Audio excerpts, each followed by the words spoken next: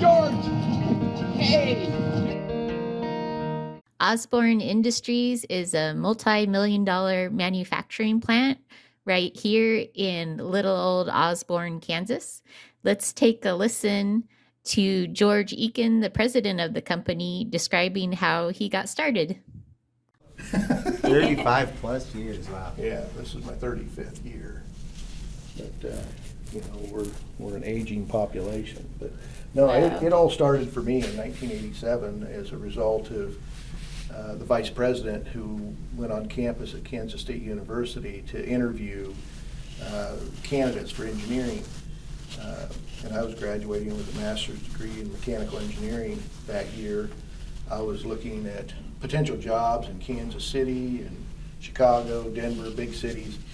And he was on campus, and apparently somebody did not show up for their interview. And so he went to the reception's desk, opened up the book right to my page, gave me a call, and said, I'm looking for an engineer in Osborne. And I said, Osborne where? Because I was thinking Osborne, Kentucky, Osborne, Florida, surely not Osborne, Kansas. They don't have engineering jobs in Kansas. And he said, no, Osborne, Kansas. I said, yeah, my brother works there. And he goes, yeah, we know your brother, Bob. And so the next day I skipped class and came for an interview and had a job by the end of the week. And so that's how it all started as a project engineer. And over time I became the chief engineer, managing about 6 engineers, mechanical engineers, electrical engineers, computer engineers, plastics engineers. And then I became vice president as our company became 100% employee owned. And just a few years later, our company fell on some difficult times owing to the management at the time. And I had the unduly task of terminating him because of my role as a board of directors member and an ESOP trustee. And as a result, I ended up becoming the president of the company in 2011 and have done that since, even though my heart is still in product development and solving customers' problems. I have the task of managing roughly 86 employees at this point. George then went on to show us the manufacturing plant that seemed to extend for miles and miles. It was quite impressive. General assembly area. It's where all of our products are packaged, assembled, ready for shipment. They come from our metal fabrication area, our molding areas, our electronics area, all these different areas. I was really impressed with the products that they would sell to solve some common farming problems, and it really was a testament to American innovation. This is our Weight Watcher system, and what it does is it manages the growth of the animals so that statistically all of those animals are growing at the same rate. You'll have a building where you'll have a watering pen and then you'll have feed pens, and as the animals become hungry, they will enter the scale. The scale weighs them, compares that weight to the median or middle weight of all the animals that have gone on before. So that the animal is lighter than that weight, this divert gate will swing one way and send them to the high performance feed to put growth on them. If they're heavy, it swings the other way and it just goes to a maintenance feed.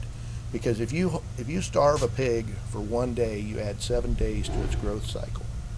It takes you 7 days more to get that pig to market. Wow. And what the packers want is, if you know anything about normal distribution curves, you'll end up with a normal distribution curve of animal weights like that.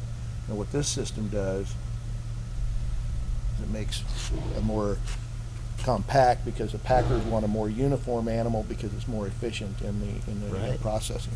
I really liked this next invention because before this, they would simply put pregnant sows in crates to spend their gestational period, which must have been horrible for them. So this is a great solution. Our electronic sow feeding system, and the way that it works is you have all of your gestating animals in one big pen, and pigs compete for food. So feeding is a very difficult time, and it's very stressful. And the way this system works is the animal will enter the back. There's a back gate that closes, and she has a radio frequency ID, which is read by that antenna. That antenna will send back to the computer the animal's ID, and if she's able to have a feed ration, it will dispense feed for her to eat. And she does that. She continues to receive food until she either finishes what she's allowed to eat or is no longer recognized by her RFID, meaning she's left the station. If she has a balance left, she can come back through and eat, but if she eats all of her daily ration, she can come in, but nothing will be dispensed. So it manages their diet to keep them from getting too big. But what it does is it makes those animals very docile. They don't have any fighting because this is their food, and they know that. So there's no competition, and it's just an animal-friendly system that allows the pigs to get the exercise and the piglets to grow at optimum gestational value, and the litter sizes are typically bigger and the pigs are healthier. And we've been doing this since 1988. Osborne Industries is even an international company, and it does a lot of business in Mother Russia. So George relates to us a story of the first and the last time he ever encountered a Russian banya. You were asking me about Russia. I've got a funny story to tell you because this is a true story. This is not a joke. I was over there for my 55th birthday, and my Russian guy wanted to do something nice for me. And I said, okay, that sounds like a fun deal, because I fully expected he, his wife, and myself would go out and have a nice steak dinner at some restaurant, you know. So we ended up finishing up our day of work. We got in the car along with a couple of our co-workers that were working at our warehouse. And these are big Russian guys. I mean, they're not small like me. These are big guys. And so all six of us get in this car, and we're starting to go through the back roads. But no, we pull up to a gated house, you know, with probably 12-foot high wood fence, solid. And you could just see a crack, and he honks the horn, and the doors open up. I'm thinking, oh my goodness, where are we going? So we go into this place, and the first thing you got to do is take off all your clothes. Of course. You know, and they have this one-size-fits-all underwear. You know, to a small person, it fits like plastic pants on a cloth diaper baby. You know, just really baggy. On me, you know, it fit like a Speedo. But on these big Russian guys, it was like a thong. It was terrible. So we go out into this sweltering hot box, the sauna. The guy's firing it up. I mean, this thing is just burning my nostrils out. I'm just, you know, thinking this is ridiculous. And the thing is, you go in and you drink water and you eat honey. So we would eat honey and crackers and drink water. And then they would take me out, and we would get into a boiling pot. And I'm thinking, oh, you know, this looks like a cattle tank, because it's got all this stuff in it. You know, all this foliage that's supposed to extract these bad toxins from you. And I'm thinking, this looks like soup. I'm waiting for the headhunters to come whack me off, you know, to turn me into, you know, a human meat pie, you know. So my head was on a swivel. I'm just freaking out, you know, thinking, oh, this is crazy. So I get in that hot tub, and, you know, we sit there for a little bit, and then we go back in for honey and water, and then they took me back into the sauna, and they said, well, we want you to lay down. And so they laid me down, and they put my face into a Christmas wreath, you know. And then they started beating me with these briar branches. And I'm thinking, and this is supposed to be fun? You know, I wasn't having fun in my life.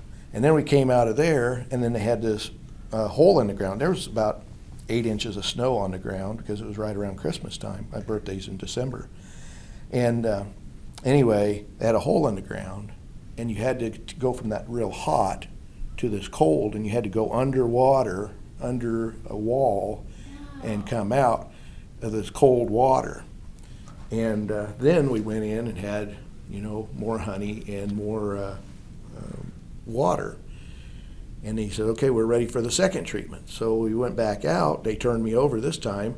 They turned me over on my back, and they put the Christmas wreath on my face, and they started beating the front of me. By this time, I'm not having fun at all. I mean, I'm just a nervous cat. I just am not having it.